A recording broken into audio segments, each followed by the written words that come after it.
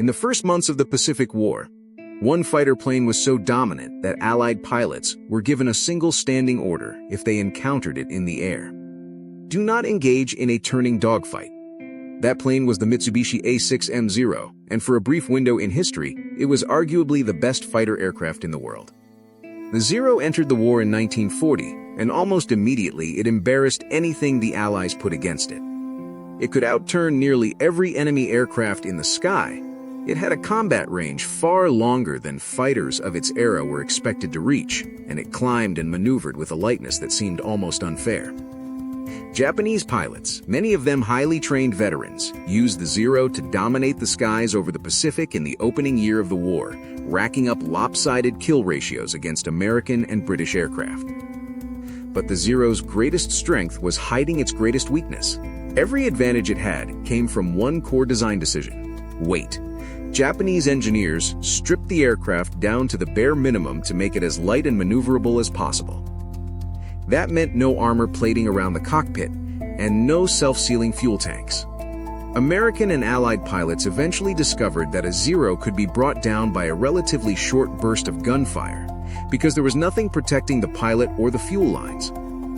The plane that could outturn anyone in the sky could also be destroyed almost instantly if an enemy pilot simply avoided the turning fight altogether and landed a clean hit.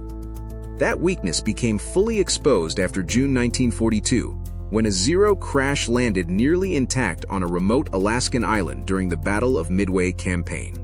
American forces recovered the aircraft, repaired it, and flew it in test flights against every fighter in the United States arsenal. For the first time, American engineers could study exactly how the Zero achieved its performance, and more importantly, exactly how to beat it.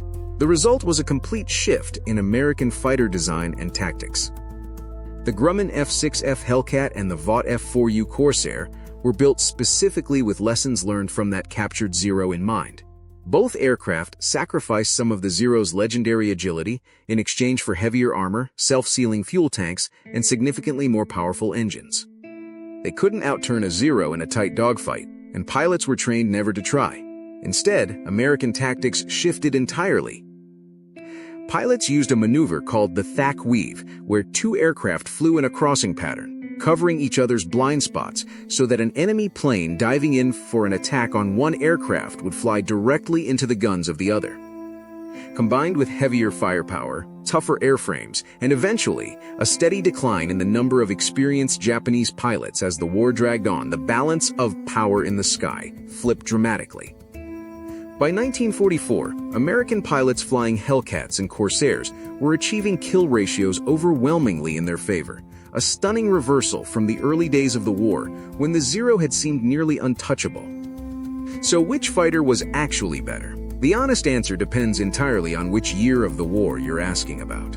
In 1941 and early 1942, the Zero was, by almost any measure, the superior aircraft, faster to turn, longer ranged, and flown by some of the most experienced pilots in the world. But war doesn't stay still, and by 1944, the American fighters built specifically to counter the Zero's weaknesses had turned the tables completely, proving that in aerial combat, the plane that wins the war isn't always the plane that wins the first battle. It's the one built to adapt to everything that comes after it.